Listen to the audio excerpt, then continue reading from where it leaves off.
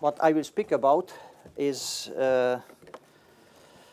something which also the title should be explained, because neither software nor hardware people know what I will speak about.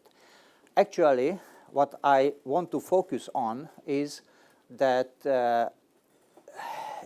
in the case of programming for the real world, which is parallel, and using the so-called sequential processors, that means in the case of the real-time operations, we experience quite unusual situations. And what you see on the screen, it is a 20 years old photo, the first Pathfinder, which is used as illustration, because if anything from the real-time programming, the priority inversion is well known even for the public. Why? So really exactly 20 years ago, and the keyword here is the media, was a really huge sensation that something made on the Earth and programmed on the Earth and directed from the Earth is working on a different planet. This was the first sensation. The second sensation, that a few days later, it, by the media, stopped to work. The scientists did a wrong construction, or don't know how to operate it, and so on. So that's why I chose the example. As you see, I cheating. My first slide was resetting the time, but I will compensate for it. So we can tell that the priority inversion was invented publicly. And what I would like to emphasize, as I told, that if we can do something with hardware and the hardware can do it better, we should do in hardware. I will also mention that we are using the so-called single processor view. That's the view which was originally suggested by Neumann, and it's a 70 years old idea. And now it is time, it would be time to change it. And what I really will suggest, it will be only a small part of the talk, how at one single point we can improve something this.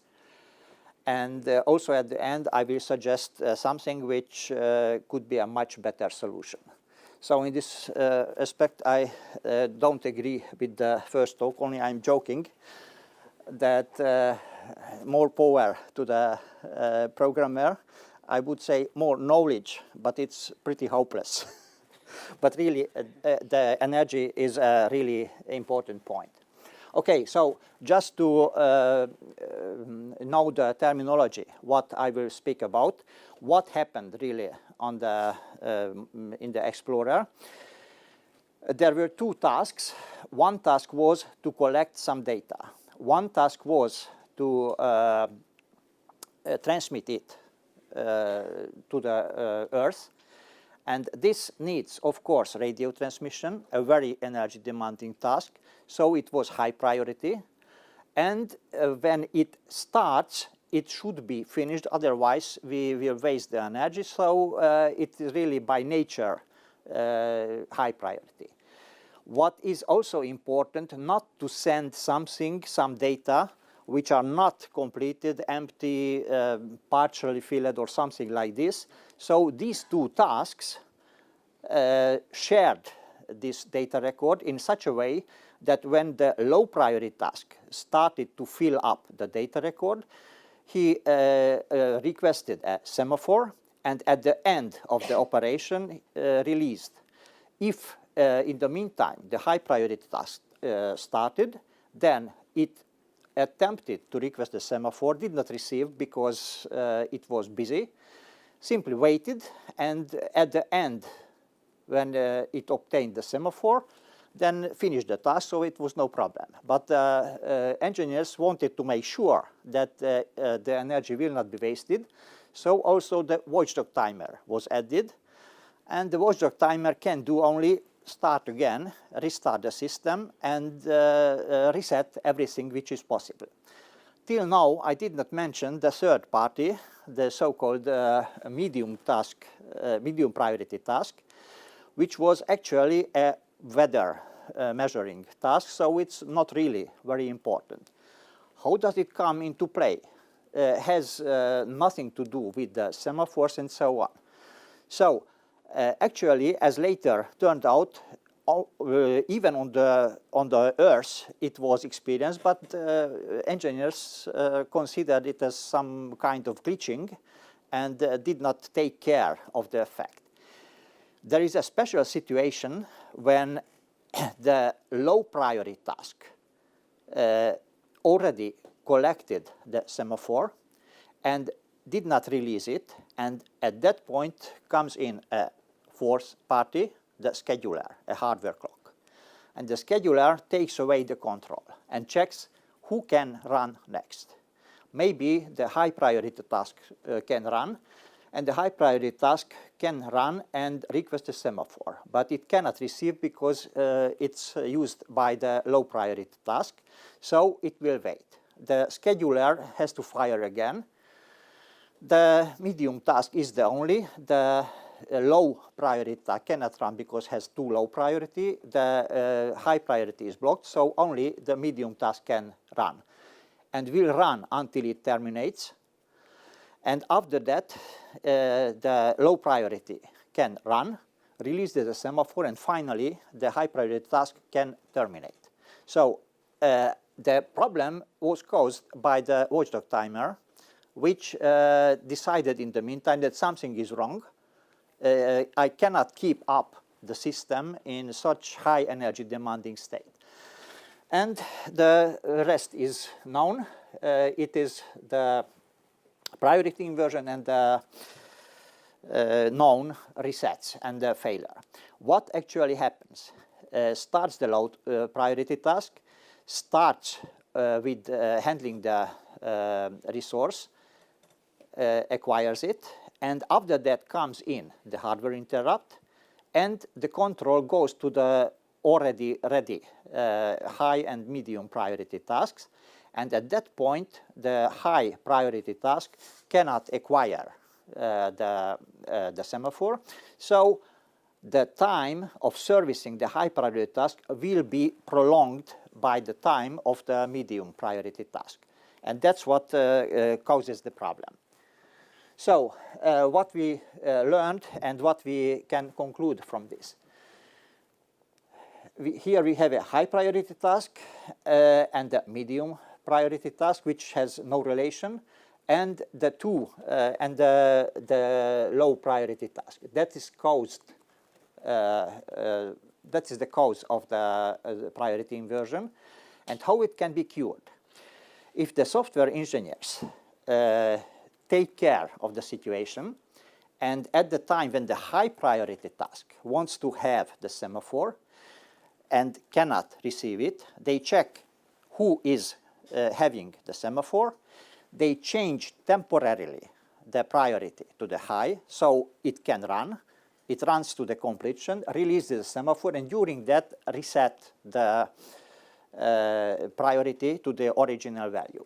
So actually it can be solved by software, although at a huge cost, and it is a typical example that if you improve something, in this case, you eliminate the priority inversion, and at the same time you make the response time, the latency, and so, and the code complexity, and non-payload time, and so.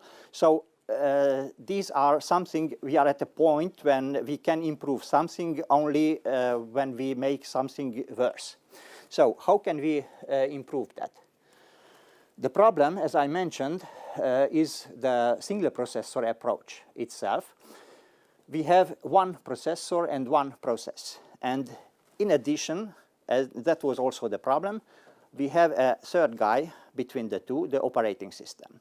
The operating system tells the processor that, okay, you have only one process, although some parts I change periodically or by case, and tells to the processes that yes, you have your own processor, but only part-time. And also the time is not included at all in the original principles. In practice, we are working with several processes, and the operating system has to make the illusion that, okay, we deal in time and correctly and don't make any mistake. The multitasking works as long as we don't want to control some systems which have to share some resources, and we have to consider also the time. So the expression is borrowed from the animal farm. Some tasks must be more equal. That's why the software engineers introduced the term priority, but please consider that only the software knows about the priority. What do I mean? A similar situation happens, or happened earlier, also in the hardware. We have one input pin for the interrupt request and several requesters. So we put between an interrupt controller which decides which one will be the only one which will be served by the processor. So what makes this controller? Selects the next highest priority device, and please notice that actually it selects the next interrupt service routine. That's a software piece. Hardware select software. So that's what we can use.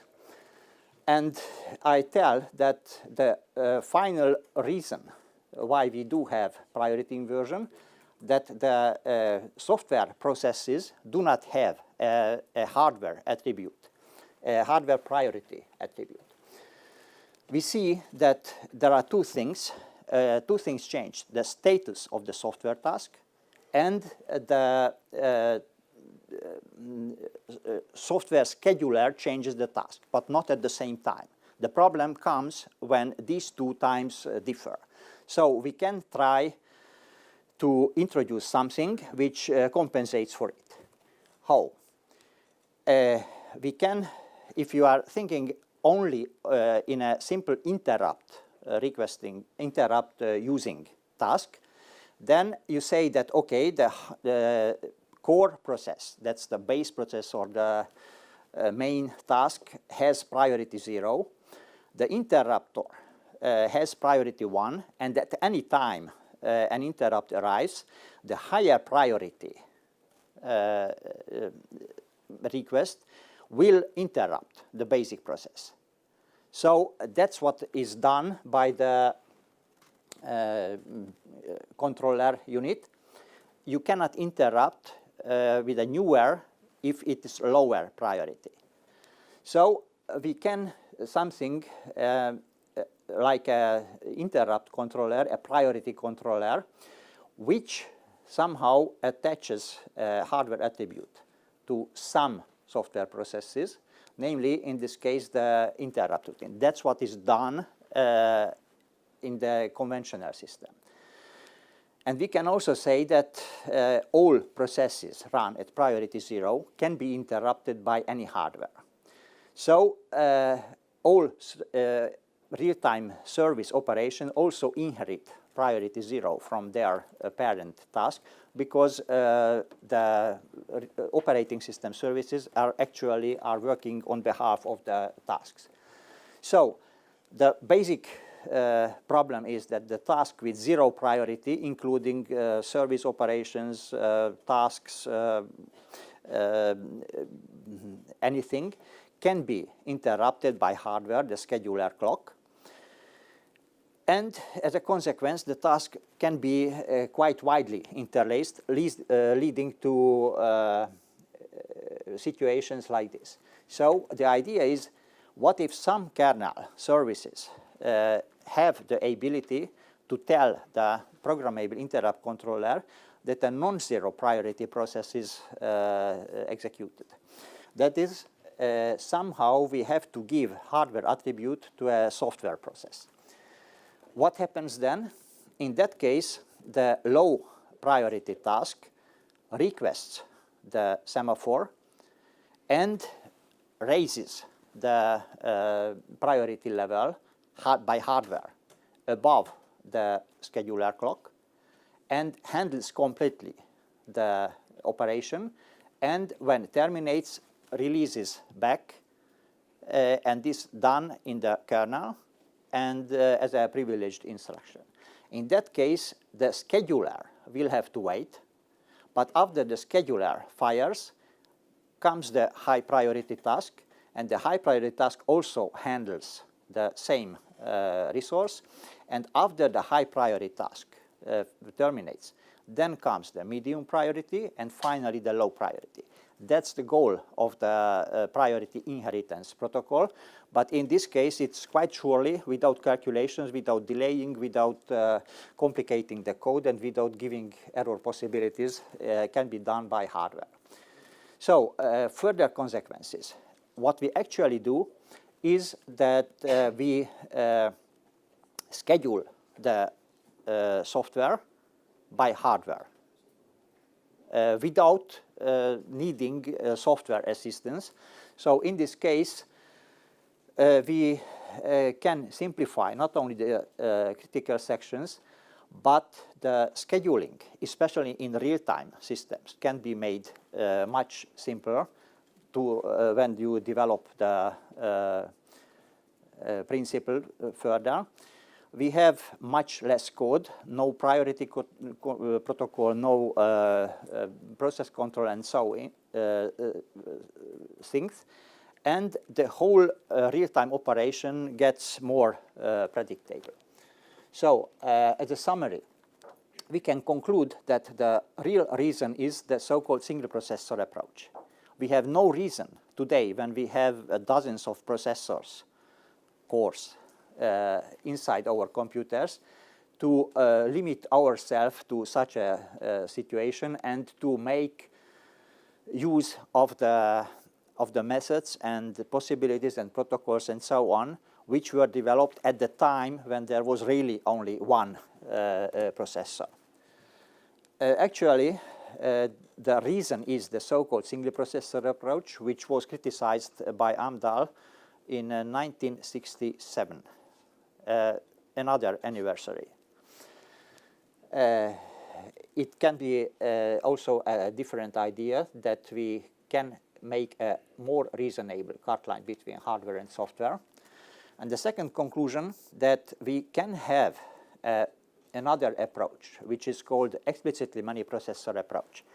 In this case, when we are using many cores and multitasking and several things, we are implicitly using several processors.